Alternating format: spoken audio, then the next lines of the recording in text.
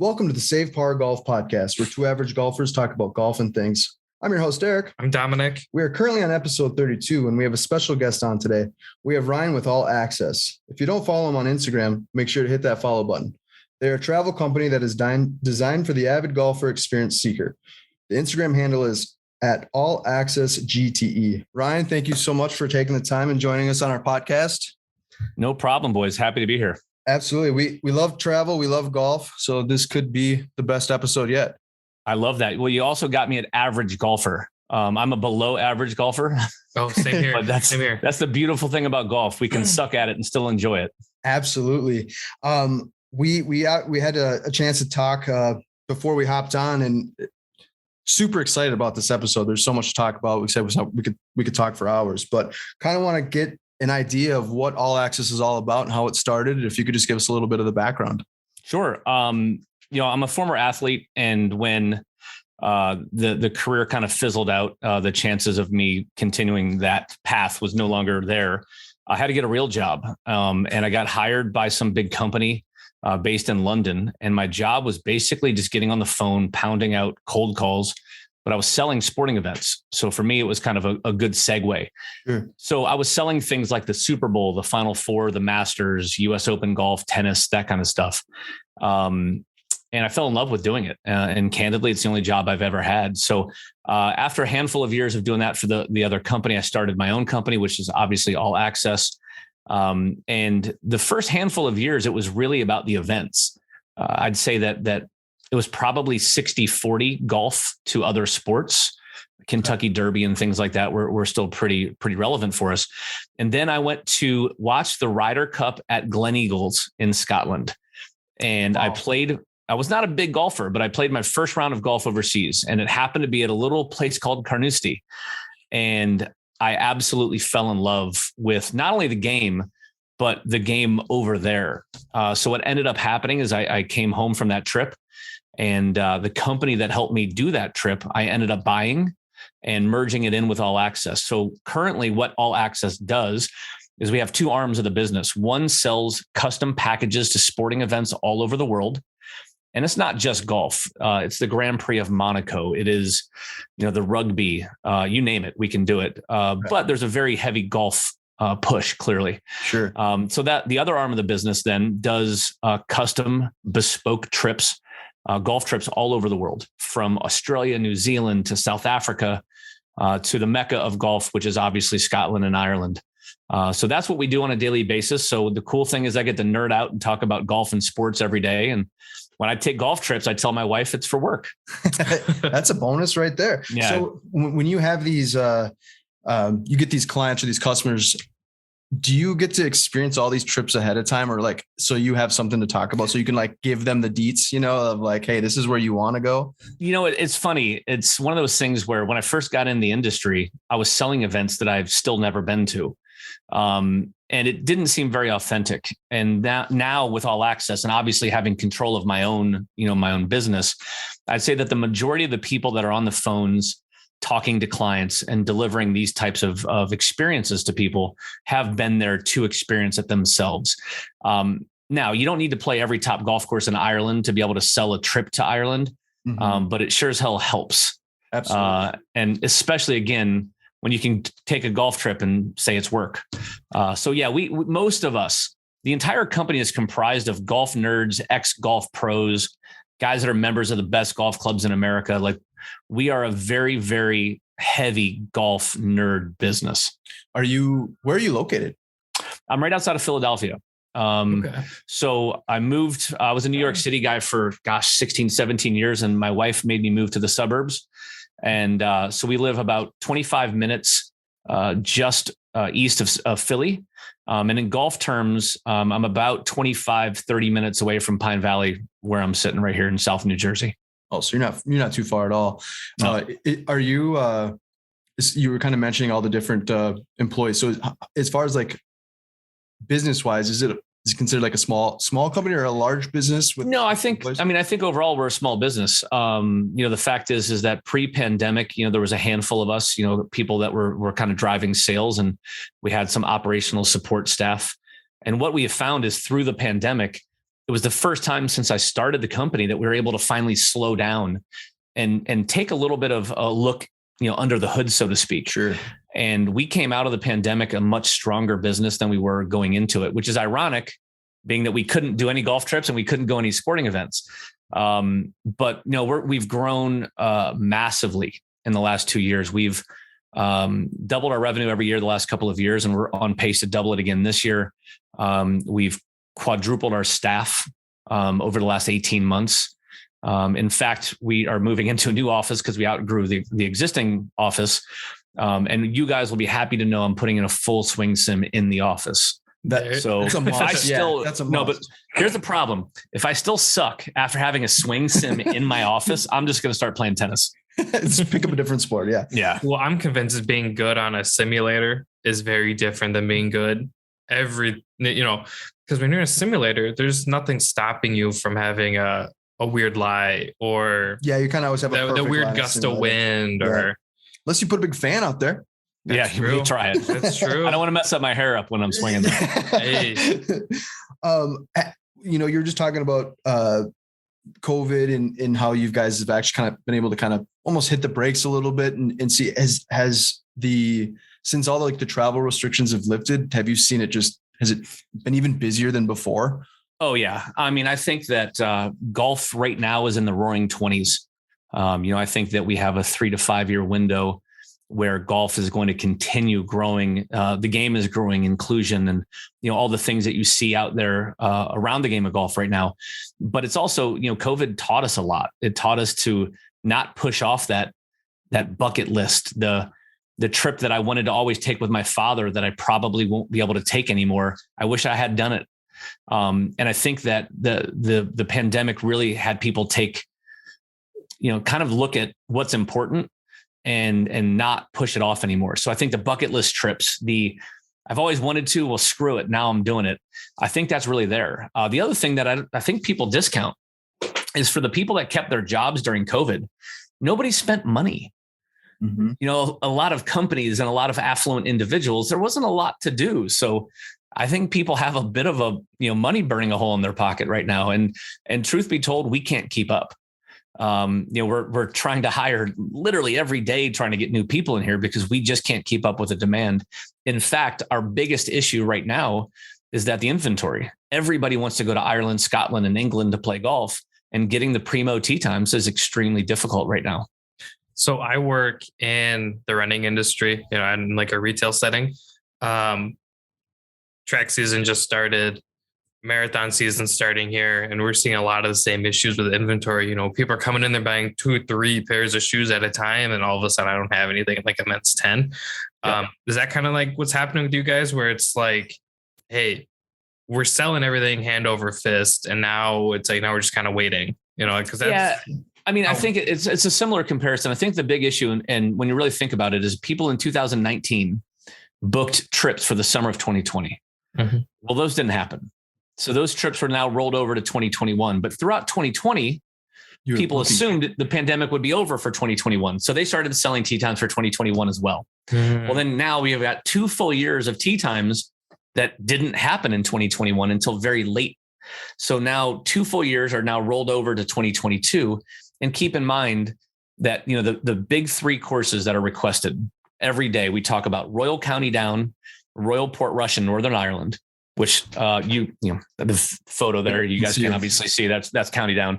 And then obviously the old course of St. Andrews in Scotland. And St. Andrews is hosting the Open. So they're shut down for almost a full month anyhow. So they've got 2 full years of tee times that were rolled over to it, and they're shut down because of the Open. Wow. So inventory is just a nightmare. So, the advice I tell everybody is if you want to take that bucket list trip, and obviously it's Ireland is generally number 1, Scotland 2, England 3 in the pecking order of where our people request to go. Instead of booking it, 9 months to a potential year in advance, you're booking it right now in hopes of getting a decent tee time in 2023 already. So when you, let's say, for example, me and Don, we wanted to take a trip out to Ireland. Yeah. We're going to Scotland. Scotland. Okay. We want to reach out to you. Yep. What is, what is your niche as far as you take care of the golf, like we list maybe some courses, or do you take, how does that work? Like flights, everything. That's a great question. Two things. Number one is that we can do as much or as little as you need us to do. If that means you just want a tee time, cool. We'll give you a tee time. If you want everything with private chefs and celebrity appearances and a private jet taking you all the way to Scotland, we'll do that too. The key for us is that we are not the typical tour operator. That's the industry term for what we do. We're a tour operator. We're not that. We don't sell golf trips. We sell golf experiences. And I think that it sounds cheesy and maybe even a bit cliche, but I think there's a very specific distinction here. Whereas a golf trip is a tee time, it is a hotel room, and maybe it's some transportation. We don't do that. Depending on you, the people coming, is it couples? Is it golf centric guys that just want to rip out their top 100 list? Is it people that want to do 36 a day? Is it an older crew? Is it a party crew? There's so many different nuances that we're going to plan a trip according to what your needs are. So you might think you know what you want. We've got people come to us and say, hey, I want to play Old Head, then I want to go play Portrush. I'm like, all right, cool. That's, it's a 6-hour drive. You really want to do that in back-to-back days. So we have to really hold our hand. But the key too is that when you go overseas, whether it's Ireland, Scotland, New Zealand, it doesn't matter. Golf is just a small part of what you're doing over there. I mean, the golf's what's bringing you, but it's the stories on the bus rides. It's the locker room environment. It's all the different nuances that every club that has to offer. It's the who's got the best halfway house and where'd you drink the most, on the 19th hole. We'll tell you what pub to go to. We'll tell you what hole to take the best photograph from. So we want to create an entire experience, not just plan your golf trip. And I think that's the nuance. So if you guys called me for that trip, we'd really work through what's important to you, and we'd build a custom itinerary based on that information. Very cool. I like that. We were on your website kind of scrolling through, and you can pick which country you want to travel to. Very well laid out. You can either request a quote, or it kind of just has a starting package of a starting point. Let's talk about maybe the Masters, for example, right? So, I've been trying to get into the Masters just like everyone else. Yeah. Lottery selection, you don't get selected. Shocker. Exactly. Pretty much everyone else. We want to have the time of our lives bucket list trip to the Masters. How does that work? We want to play maybe a couple courses around there. And I know it's so hard to get out there. How does that work for you guys on that side? So first and foremost, when you're talking about things happening down in Augusta, Georgia, you got to follow. There's so many rules and regulations about doing it the right way. Okay. So you're always a little, you got to make sure you're towing the line the right way. Okay. So we help lots of people, a lot of people who win lottery, a lot of people who can go on and source their own tickets. But we have, a hospitality facility down there where we do food and beverage, and we can supply the celebrity guests. And, my buddy, Steve Elkington, the Australian golfer, who is one of the funniest guys you'll ever meet. He'll come in and have a drink with some of the clients and hang out. We have tee times all over the area, and there's some exceptional golf down there. So we can basically build comprehensive packages for people to enjoy themselves. But the ticketing is a bit of a nightmare. There's no two ways about it. It's a real issue. And clearly getting down there to enjoy that is something every golfer should experience at some point. We can try to help as much as we can with that.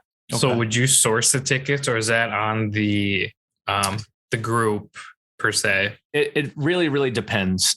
Because again, you want to follow all the rules and regulations about what's happening there.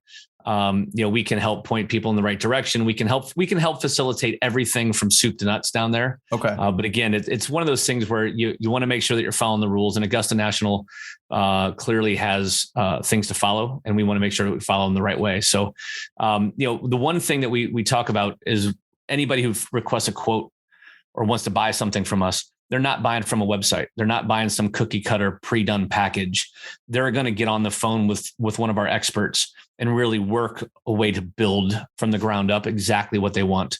So, for any of those people that are interested in attending that golf tournament in Georgia, or anything else, you call us. We can go through it. We can help guide you the right way to make sure that, again, that you're doing it the right way. is the reoccurring business. Is that something that you guys have developed too? Like, for example, like I've taken a couple golf trips. Most of the time I've used like an Expedia or Priceline or whatever, but I book all my trips through whatever. But if I'm going to put together like a bachelor party or whatever it might be, just like a 3-day golf trip. Yep. Are these, because it's an experience, like you said, you're not just doing the golf. It's a little bit of everything. You're kind of giving them the insight of where you should go. Maybe. Do you get a lot of repeat business with that? Yeah, I'd say that pre-pandemic, I bet about 90% of our revenue was what we call legacy sales. Legacy sales are people that have used us over a 3-year window nonstop, basically. Whether that's somebody who books a US Open tennis package or whether it's somebody taking a golf trip to northwest of Ireland, it's irrelevant. The fact that they come back. Our retention rate, and I don't have the exact number, so don't quote me on this. So you can't fact check me. Oh yeah, no. But I'm pretty sure it's around 95, 96% of retention. That's awesome. Part of that is the way we sell, because we're not selling. We truly believe ourselves to be consultants. And as a result of that, the transparency in that process, it's hard to disappoint somebody who actually knows exactly what's going to happen at every minute of their experience. And I will say our operations team here at All Access does an absolute crazy good job of getting things prepped and going through with a fine-tooth comb to make sure that by the time they get to experience, all they have to do is show up. They don't have to worry about any other details. So as a result, we retain, again, 95% of our client base, which is what hurt us in the pandemic. You can't repeat clients when they can't do anything. Absolutely. So we had to figure out what the hell are we going to do next? And I think that's a real key attribute as to why we've grown so much. I have a good one. I kind of just thought about it. What do you got? Has anybody had a trip that made you jealous? Like you're like, man, I wish I would have done that, or... Yeah, for sure. Some of them are trips that we could actually build that I haven't done yet. Some of those are trips that I just haven't been invited to yet. So I think there's two categories. We have a trip right now that it's happening October-ish, where I think it's 16 guys are actually being hosted by Steve Elkington in Australia, playing the best of Australia. I mean, they're playing Royal Melbourne. They're playing everything. And I really love my family and don't want my wife to leave. So that is one of those trips that I said I can't do. But I'll tell you, I had a buddy of mine. This was last fall, maybe, had 3 days at Augusta. I'm blessed. I've got to play a lot of wonderful golf courses, and, I'm not a list chaser by any means, but I've played a lot on that list. That one made me jealous. There's not too many people that get to play that. So it's one that, I hope that one day I get the phone call. I did get a phone call once on it. It was kind of a soft, could you? And I was actually in Scotland. Oh, really? Well, I was in Scotland, so I physically couldn't. So I needless to say, I never heard from that person ever again. So Waste Management Phoenix Open, that was crazy time this past year, or just actually a couple weeks ago. Yeah, a couple weeks ago. Yep. You were there? I was. Yeah. Tell us about that experience. Well, first off, the Phoenix Open is, I do events for a living and experiences for a living, and there's nothing that I've done anything that compares to that. I mean, maybe I don't like soccer, so please, sorry to all the haters that love the game. I hate it, but I went to Chelsea, Liverpool. That was amazing. Like an incredible environment. Believe it or not, doing like a cricket test match is an insane environment. So much fun, but somehow the Phoenix Open is like all those things wrapped in one. It's like the Super Bowl meets Mardi Gras meets a country concert meets NASCAR meets the Masters. It's all shoved really, in. Yeah, it's really weird. So we have a lot of our existing customers that come down there, and obviously inventory is a huge issue because there's only so many tickets on 16 you can get. But we do everything from, we had hundreds of tee times and the skyboxes on 16 and all that stuff. And a quick funny story. So I had a client of ours who went for the very first time on Saturday. And on Saturday, I wasn't actually in the skyboxes for most of the day. I was actually entertaining at a golf course. And obviously there was the hole in one and people chucking beers and it was madness. Yep. So I had yet to meet this client. So on Sunday, I didn't have a big window, but I had about 45 minutes where I hopped over to the golf course just to go meet him and shake his hand and say, thank you for using All Access. So I go up and we literally, it's 10 a.m., something like that, 10:15. And he hands me a beer, I guess, when in Rome. Yeah. So we're standing there for 45 seconds. And I told him, I said, you realize that your first time you've ever come to the Phoenix Open, you saw a hole in one. It was insane. Like that absolute mayhem. He's like, yeah, it was unbelievable. And as he says that, we're literally sitting right against the rail. We're about 20 yards short of the green. So I was probably, 30 yards in real distance from the green. Mm-hmm. And you heard the crowd start, coming, to a crescendo, so to speak. And I look over and the ball goes in on Sunday for the second. The second hole in one happened on Sunday. So I looked at him, he looked at me, and this is a CEO of a huge business. I've met this man for 45 seconds and we looked at each other awkwardly. And then we both just chucked our beers onto the golf course. It was insane. And I basically said to the guy, I'm like, you realize that you're 2 for 2. Next year you're going to have a lot of pressure on you. And I will tell you, it was the easiest sale I've ever made. Fact that guy was coming back was, a layup, but I've never seen anything like it. And the coolest thing about all of it is that they had people ready to clean it up. They had it clean within 5 minutes. It's like a crew in NASCAR. It was insane. It was a pit crew. They have a pit crew picking up beers. Yeah, absolutely. It was intense. Next year is going to be even more insane, right? The Super Bowl is in Arizona. Yeah. It was there now. Gosh, I don't know. The pandemic's got my time frames all messed up. Like 4 or 5 years ago, the Super Bowl was there obviously at the same time. The Phoenix Open always ends up being, on Super Bowl Sunday is when it ends. So yeah, next year is going to be crazy. The biggest issue with next year is the hotel costs. Whenever the NFL is coming into town, hotels feel as if they can charge an extra 50%, if not more. So we're actually helping clients do private homes, private accommodations next year a lot instead of going the traditional hotel route. But yeah, it's going to be insane. It's always insane. And to think it can actually even amp it up a little bit more is kind of terrifying. I know. Non-golf related, what's probably your best experience other than golf? So like whether you said you did some. Oh yeah. That's a good question. Any Grand Prix. I'm not a F1 guy by any means, but man, the F1 in Austin, there's a new F1 coming into Miami. There's one in Tampa, correct?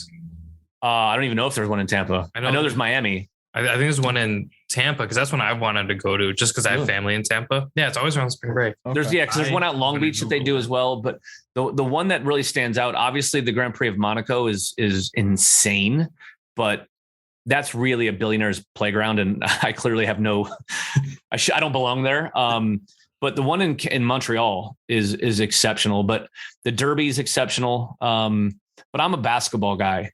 So for me, a Final Four, the seating sucks at a Final Four. They shouldn't have 80,000 people watching a basketball game. It's just, there's no good seats, but it's hard to beat the environment of a Super Bowl. So I'd say that's probably 1A, of the Final Four. That's a 1A. And then 1B would probably be an Olympics. The grandeur and the scale of an Olympics is overwhelming. And I don't care if you're not a fan of gymnastics or equestrian or all the other sports that you don't care about.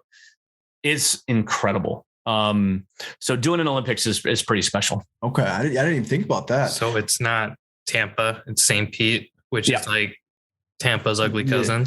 Yeah. No, I'm sorry. It's make some friends in St. Pete, buddy. Good job. Yeah. Well, my cousin used to live there and then they moved to Tampa. Now they're outside of Tampa. I don't need to go to St. Petersburg. I did a fishing trip there. That was the extent of my St. Petersburg. Yeah. If you're going to do an F1 in the States, I think Miami and Austin would be the two that are really primo. They're doing the F1 in Miami. I think it's the first time ever they're doing it coming up this year.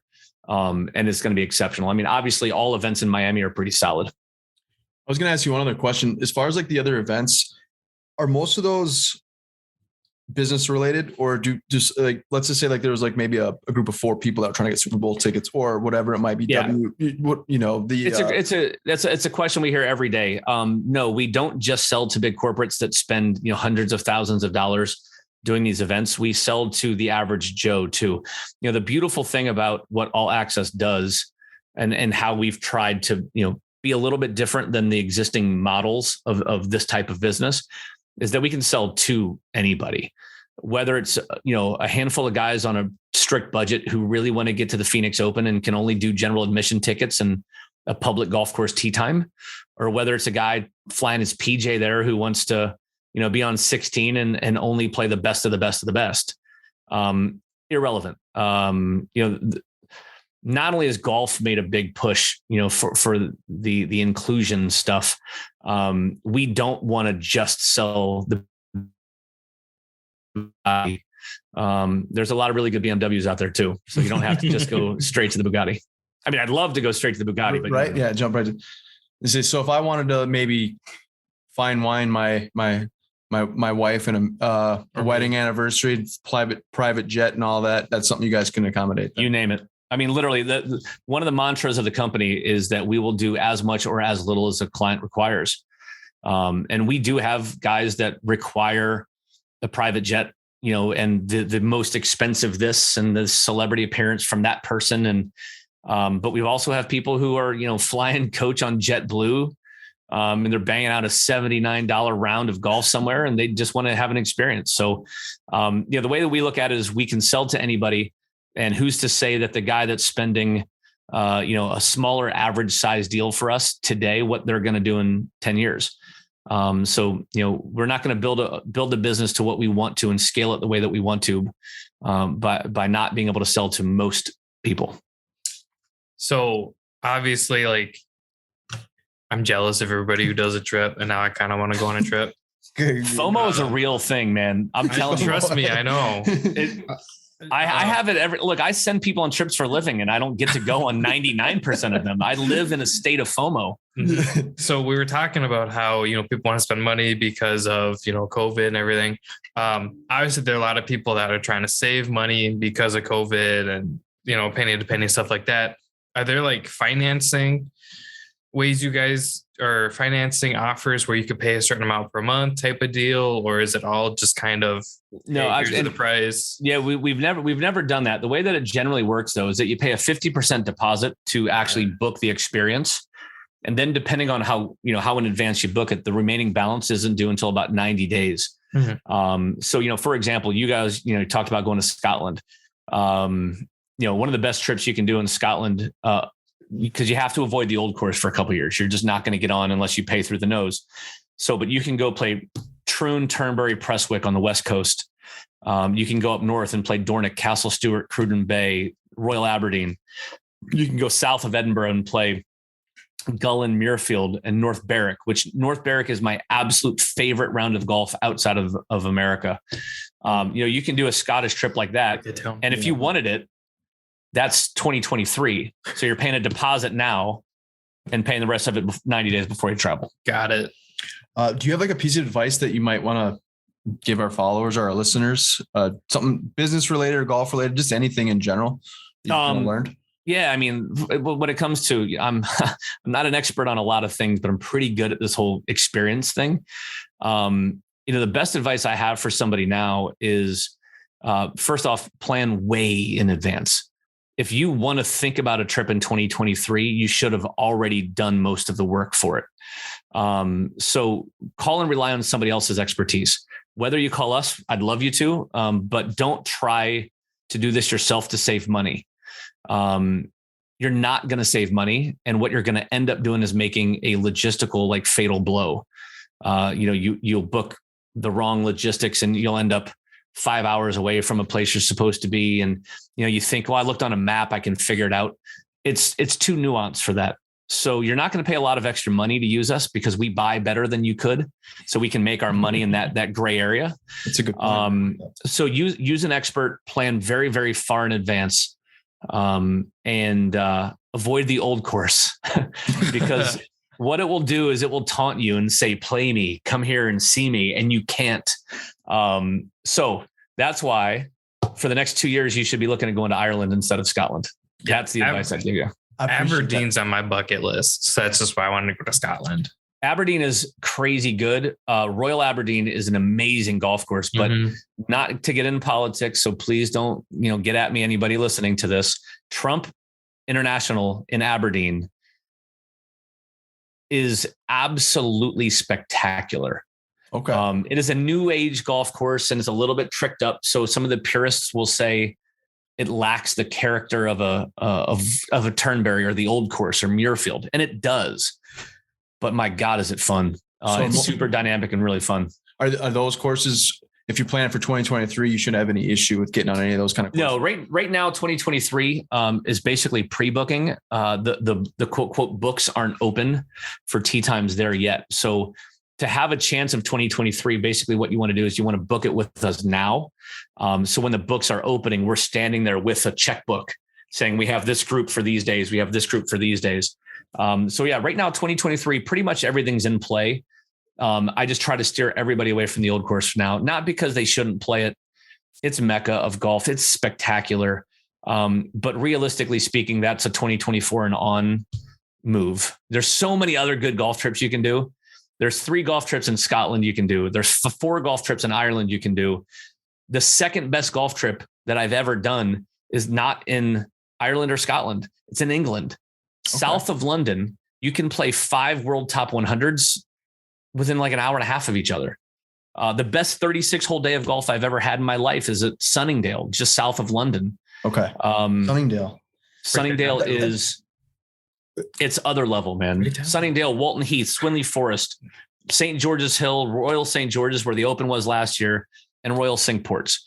That's 7 world top 100s, all within about 3 hours. What's the craziest golf story that you've had? Oh God. I have 2. I have 2 questions. One was that question. I put you on the spot. I know you talked. No, I'm good. I'm good with it. I'll come up with something that I'm allowed to say on the air too. Oh yeah, absolutely. Fire away. Craziest golf story. We alluded to it earlier. One of the craziest stories I've heard. My good buddy. This is super name droppy, so I apologize in advance. But my good buddy Jeremy Roenick, obviously Hall of Fame hockey superstar. Really good golfer, like super annoyingly good at golf. He has a story. He was at Bay Hill playing in an event, and there may or may not have been some adult beverages being consumed. couple of 13, 14s maybe. Yeah, it got aggressive from what I gather. And Jeremy was, there was a gator up, like kind of sunning himself right on the bank of one of the Bay Hill ponds or whatever. So Roenick got his camera on his phone out, and you should YouTube this. For anybody listening, go on YouTube and type in Jeremy Roenick trying to tackle a gator, and it will pop up. Definitely hitting that up right after. So he's got a buddy. He's got a buddy holding his camera, and he's like, "Come on, come closer." And the buddy's like, "No, you're gonna grab me and throw me on the gator." Like the guy was scared Roenick was gonna do something. So no, he's like, "No, I'm just gonna go tackle it." So he literally like dives on the ground to try to tackle a gator. So the gator obviously jumps in the water. So I guess after the round, they're all in the men's grill at Bay Hill, and they're at a big table, and they're having some beers. And I guess Arnold Palmer walks in, and like the king walks in, and the whole room knows that he walks in. And I guess he walks up and he puts his hands on the shoulder of a guy sitting across the table from Roenick, and he leans over and he says, "Hey, hockey boy." And I said, the story could stop now. The fact that the king called you hockey boy is amazing. But he said, "Leave my fucking gators alone." All of them are terrified out there. And Roenick was like, and he obviously busted out laughing. He was just having a piss at him. But him getting scolded by Arnold Palmer about trying to tackle one of his gators is pretty solid. It's a tough story. Yeah, it's tough golf story to beat, I think. Yeah, and the funny thing is, most of the other ones are probably not allowed to tell. Save for those. We have a lot of fun stories, but I mean, there's so many good caddy lines and so many holes and so many just little snapshots. And that's the one thing that sticks out, right? Is that we get to have these experiences. I remember these moments distinctly. I remember the first shot I hit on number 9 at County Down. Like that first time you play that hole I'm not that golf nerdy, and it was overwhelming. I'll never forget it. So there's so many of those. There's obviously some fun drunken stories. Oh, yeah. But one of the other stories that always stands out, and I'll be quick, sorry. No. We went on a run. It was a couple summers ago, pre-pandemic. We played, from Marion to Pine Valley to National Golf Links in Shinnecock. And we went to Fisher's Island, Wingfoot, all top level golf. Yeah. Riviera, LACC, Bel Air. I mean, it was Muirfield Village and Scioto. And we did something like 20 world top 50 golf courses. And at the end of it, people were asking like, what the hell, like, what do you remember most about it? And what I remember most about it is, the amount of money that J.R. Smith buys in swag at pro shops. And you guys probably saw when he went to Pine Valley. I don't know how much he spent. I'm not going to put his, but put him on the spot. It was aggressive. And I mean, I think that, he probably would have chosen different path now. But we started a hashtag for a little while that no pro shop is safe. We're big fans of swag, and seeing him like a kid, on Christmas morning, walking into these pro shops, that was a pretty fun experience. And it was funny too. I go back to these places. Nobody remembers me. They just remember that I was the guy with JR Smith. And like, where is he? Like, we need the pro shop to, pump up some more sales.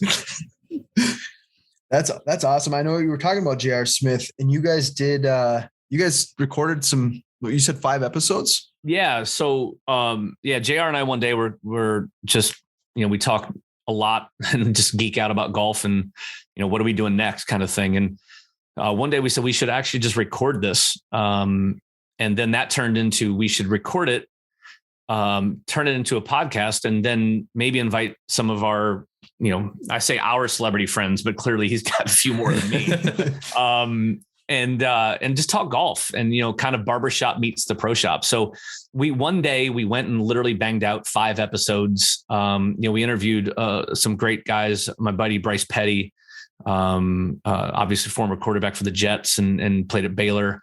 My father-in-law, Kerry Fraser, for any hockey nuts out there, they'll know him. Jeremy Roenick, and Ray Allen, came on the show. So we did it for fun.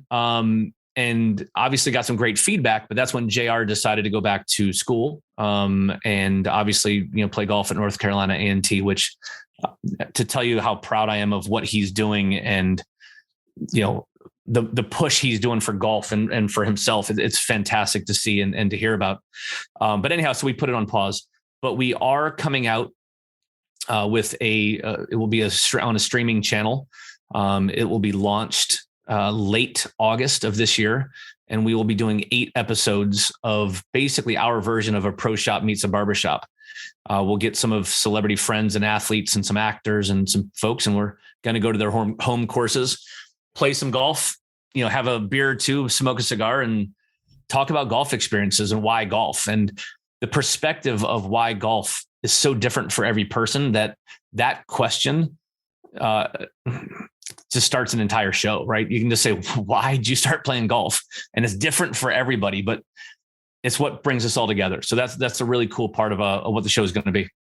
It sounds fantastic. J.R. Smith is such a talented person too. I mean, obviously a champion, NBA champion, athlete, two-time NBA champ. And now he's going back to college. He's playing golf on a collegiate level, and he just, the game is, we talked about before, is evolving. It's growing. And like you said, you weren't really big into golf beforehand, before the travel. It's just funny how big the golf community is, but how small it feels, right? It's like so many people can connect. And I think that show is going to be fantastic. Well, I appreciate it. It's funny to me that the perspective that golf gave me is that I'm friends with people that I would have never, ever, ever been friends with had it not been for chasing that little stupid white ball around the golf course. Literally people that are the polar opposite in most parts of their life, but we love and respect that game so much that it does bring people together. And, it's really, really cool, of seeing the inclusion, the change in style. I know you guys can't actually see me, but like I'm wearing Grayson because I love the Grayson stuff. I wear nothing but Jordan or Nike golf shoes. The East Side golf hoodies. Those are so sweet. I love those. A guy with a gold rope chain hitting a driver. I mean, what's better than that? So the fact that golf is becoming cool, and it's being more inclusive. The fact that a guy like JR is bringing such recognition to HBCUs, to college golf, to programs and people that may not have seen it otherwise. That's all great. It can do nothing but positive things for the game that we all love. Yep, I agree. Ryan, I appreciate your time. We would love to have you back on. Maybe even like said, J.R. Smith, if you find some time, we can try to get something before or after your show premieres. Yeah, I would love to try to get on. Obviously, he's a little harder to pin down than me. No, absolutely. Not to try to put him on the spot. We'd love to do it. Look, the fact is we're all fighting the same fight here. We want to spread and talk about the game that we love. And I appreciate y'all having me on. I always, I've been on a bunch of different pods and things. And I always tell everybody, I apologize. I ramble. I get excited. So I'm sorry that I yipped your ear off the entire time, but I love this shit, man. I talk about it all day, every day, and I love it. Yeah, no, absolutely. We appreciate it. Again, no, we are the same boat. We love to talk. And that's kind of the reason why we started the podcast, to give other people a platform to see how they can grow the game and how they've adapted. And so I appreciate it. And again, we should definitely link up again. And we're definitely going to use All Access though. I'm going to use that. Yeah. Hey man, anybody come reach out at us. The Instagram is at All Access GTE. You can feel free to hit me up directly at Argano33, RGANO33. Go to the website, which is allaccessgte.com. And feel free, man. We want to help. We want to help everybody do and knock the bucket list trips out of there and knock experiences. And it's not just Ireland and Scotland. We do domestic stuff too. Whistling Straits and Pebble Beach and Pinehurst and Stream Song. Oh, yeah. You have one for Sawgrass. Yeah, Sawgrass. I mean, bring a lot of golf balls, man. This place is freaking hard. That's my dream hole is 17. Par 3. Yeah. We talked about the waste management. So I'm like 16. No. 17 at Sawgrass is, for 132 yards or whatever it plays. I am perfectly happy donating a dozen balls into the water just to get it on that green. I think on a given day, they only let you hit 3. I think they literally let you pin up 3 of them. You're gonna hosel rocket one into the crap. You're gonna pull one, and it's tough. But Ryan from All Access told me that I could hit 5. There you go. Just tell him Ryan said so, and then when they escort you off the course and you don't get to play 18, just don't come yell at me. I will. Thanks again, Ryan. Appreciate your time, bud. No worries, guys. Thanks. Take care.